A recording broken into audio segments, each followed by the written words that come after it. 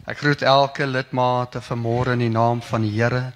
Elke siel vanmôre in die huis van die Here mag elkeen gebless wees. En vanmôre wil ek net vir u ietsie korts vir u net lees uit die woord van die Here. Maar voordat ek daar kom, net ietsie opgewonde om u bietjie te bemoedig om in te bly by hierdie pragtige lied wat gespeel is, dat die Gees van die Here in ons midde kan bly. En dan die Gees van die Here beweeg, gebeur daar dinge. En wanneer sy Gees beweeg, breek siektes, breek kettinge en die oorwinning vind plaas in Jesus naam. Halleluja. Broer en suster, ek wil vir u vanmôre sê, u is meer as 'n oorwinnaar deur Christus Jesus, Filippense 3 vers 13, wat vir u die krag gee. Maar ek wil graag vir julle sê vanmôre, baie keer in ons situasies kom ons waar ons bekommerd is.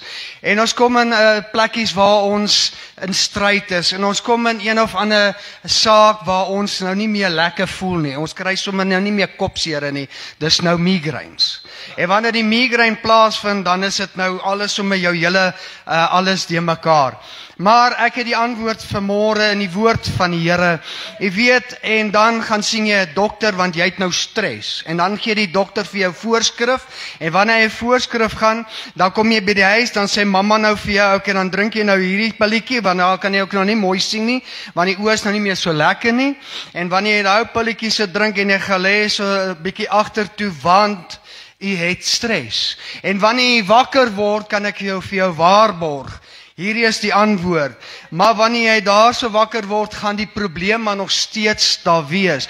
Dokters is al gesit om ons te help, om ons gesond te maak, want apostel Lukas was ook 'n dokter, hy het medisyne gemaak, ook om mense gesond te maak. Maar dan daai voorskrif vanmôre is die woord van God. Nou die woord van God is ons voorskrif, ons moet hom lees. Hoe meer ons hom lees, hoe meer verstaan ons hoe die werke van die skrif en die openbaring van die Heilige Gees werk om ons te lei. En dan wil ek graag vir julle lees hier in Matteus 6 vers 34. Hy sê, kwel julle dus nie oor môre nie, want môre sal hom oor sy eie dinge kwel. Elke dag het genoeg aan sy eie kwaad. So ons moet maar net by die voete van die Here bly. En dit is ons voorskrif vanmôre. En as die probleem daar kom, die antwoord is drink die pilletjie, maar die pilletjie wat sê Jesus, die bloed van Jesus. Amen.